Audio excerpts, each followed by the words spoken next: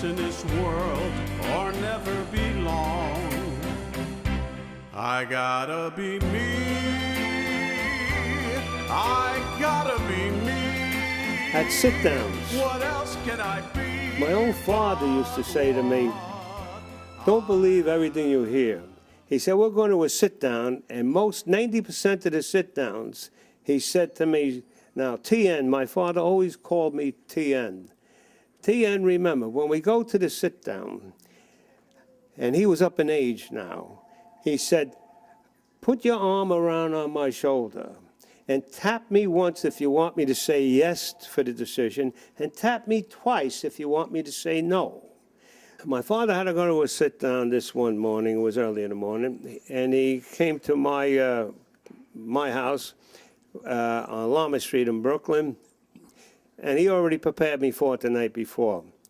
And when he came to the house that morning, one of his crew members picked him up, and now he was up in age now. He was about 80 years old at the time now. This is about a year before he died. And he was deteriorating mentally and his memory. But he didn't want the boys in the streets to know that, because he still had something to do behind the scenes with the Genovese people and his own number business to make sure that that $500,000 was satisfied that his supervisors owed to the Genovese people. So he wanted to make sure everything was settled while he was alive. Well, anyway, we had to go to a sit-down. And he told me, now, TN, he called me TN. Remember, at the sit-down, if you want me to say yes to an issue, tap me once. If you want me to say no, tap me twice. And if you don't tap me at all, that means I'll reserve my decision till another time. Okay. So we go to the sit-down. And these guys are arguing about the number business. Well, Jimmy, you're going out of the business now. You usually don't go, nobody gets out of the business. They're taking my business from me, one controller would complain. Where I had $100,000 a week, I only got $50,000 a week. They're separating it. And this is what's going on. And my father tells him, hold on for a second. So my father whispers in my ear, he says, now, don't forget to tap me. What do you think I should tell this guy?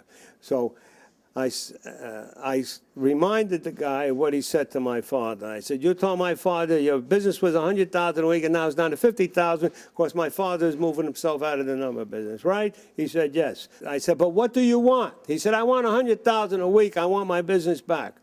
I tapped my father twice on his shoulder. No. So my father knows what to do after that. He says, you got the $50,000. Of course, the West Side crew, the bosses, Genovese family, have to get that other 50%. So now this other guy comes on. This is comical, and I'll never forget this. And it shows you how alert my father was even with me. This guy says, hey, I got $250,000 a week. And Jimmy, you took it from me. You yourself, you took my $250,000 a week, and you left me with nothing there. So, what do you want? I say to the guy, yeah, I want at least half of that back, $125,000 a week. So I tap my father on the shoulder once to say yes. My father says no. And I was shocked. So after the whole thing, after the sit-down was over, I said to my father, remember I tapped you once to say yes on that guy who had $250,000, and now all he's wanted at least $125,000 a week instead of the $250,000 a week. He'll settle with that. And my father said to me, I know he was one of your guys. Couldn't get nothing past your dad, yeah, even at 80 years old.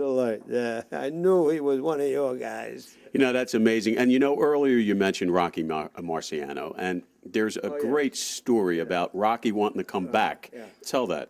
Rocky, in those days, after retirement, was drinking with me in after-hour joints, and my own after-hour joint in Manhattan. I had liquor and I had gambling, no crap tables though, slot machines and blackjack games. And we wouldn't open until midnight at night because I catered to the bartenders and waitresses and to the hookers that worked the streets in New York. And of course, those girls would draw gamblers for me, so I let them stay at the bar and wouldn't charge them for their drinks, you know. And they were drawing cards. So now, what happened was, Rocky comes in, and he's wants to see me, and he wants me to introduce him again to my father, talk to my father, and he wants to make a comeback. And at the time, the heavyweight champ of the world is Floyd Patterson. So, Floyd Patterson's negotiating with Gus Amato, who's a friend of my father's. And he's negotiating with Gus Amato, who's the manager of Floyd Patterson, with the managers from Switzerland or Sweden, with Ingmar Johansson. And I don't know, Switzerland or Swedish.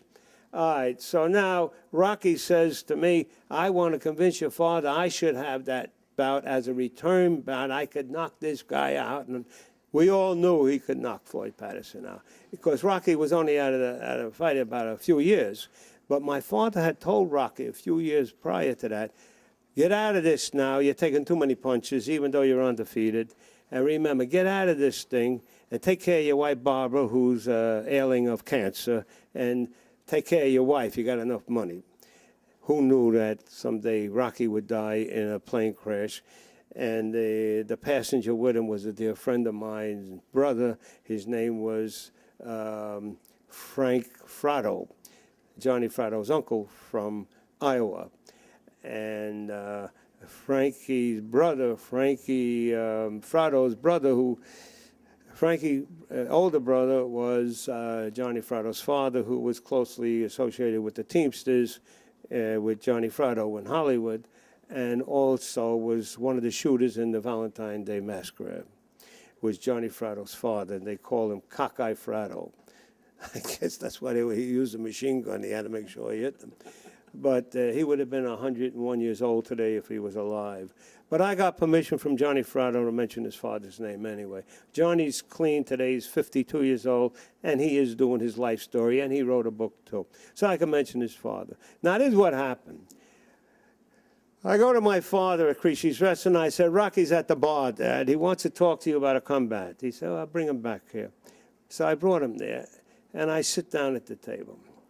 So now, Rocky tells my father, Jimmy, I want to make a comeback, but I don't want to deal with Al Weil anymore. You don't want to deal with Al Weil. Who are you to choose who you want to deal with? Who were you in the beginning when Al Weil took your hillbilly out of the hills and made you a champ? He said, do you think that you won every fight legit when you were a 4-round fighter that had such a terrific 17 or 20-0 knockout record? He said, you don't want that man, you don't have a choice. That man's my friend, my father told him. And if you don't want him, you don't want Jimmy Knapp. And I would tell you now, you hillbilly, you go back to the hills and take care of your wife, and don't ever tell me and insult anybody I'm associated with that you don't want him anymore. You're lucky you get out of here alive, because you can't stop a bullet. So be careful when you talk to Jimmy Knapp about you don't want one of my associates with you. And my father reminded Rocky that it was Frankie Cabo who brought you along to Al Weil. And Frankie Cabo was the guy you had to see to get a title fight. And then after a while, in 1950 to 1955, Frankie Cabo couldn't associate with anybody in boxing, so my father was the man, the in-between man, the go-between man between the boxing promoters and the managers of fighters to get them title fights or main event fights at Madison Square Garden. Matter of fact, one of the presidents of the IBC International Boxing Club, Jim Norris, for 5 years, from 1950 to 1955, was indicted for his association with Frankie Cabo. So to protect Frankie Cabo and himself, Frankie Cabo, stand-up guy, was a made man in the Genovese family out of California at the time, went away and did his time. Jim Norris, a legitimate man, did not go away. Frankie Cabo took the rap. And that's why my father said, the legitimate people stay home, but we go away. So he told Rocky Marciano, don't you ever let me hear you go to anybody else and say you want to make a comeback because you can knock Floyd Patterson on his rear end in a beautiful comeback. My father said, granted, you could probably hit him, yes, because Floyd Patterson would go down, and amateurs knocked him down, but he always got up and won, too. Well, you know, just for everybody, there's many people going to be watching this around the world. And I think it's only fair we should let them know who Rocky Marciano was. He was one of the greatest heavyweight fighters of all time. He had a record of 49-0 before he retired, and 43 of those 49 fights were by knockout. So I've always been a fan of Rocky Marciano's, and I'm so glad that you had that story, because that's obviously a story nobody knew about. So I really appreciate that. I'm sure everybody else out there that knows Rocky Marciano appreciates it as well.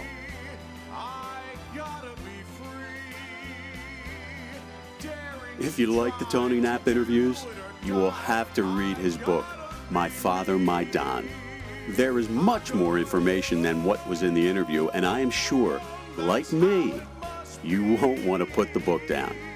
So to find out how to purchase this amazing true story, just go to Tony's website at www.myfathermydon.com. Segment 7 is special because Tony talks about the Ring 8 Association and Tommy Murphy's Pool Hall, where he will tell you a story about Jackie Gleason that even Gleason never wanted to go public. I gotta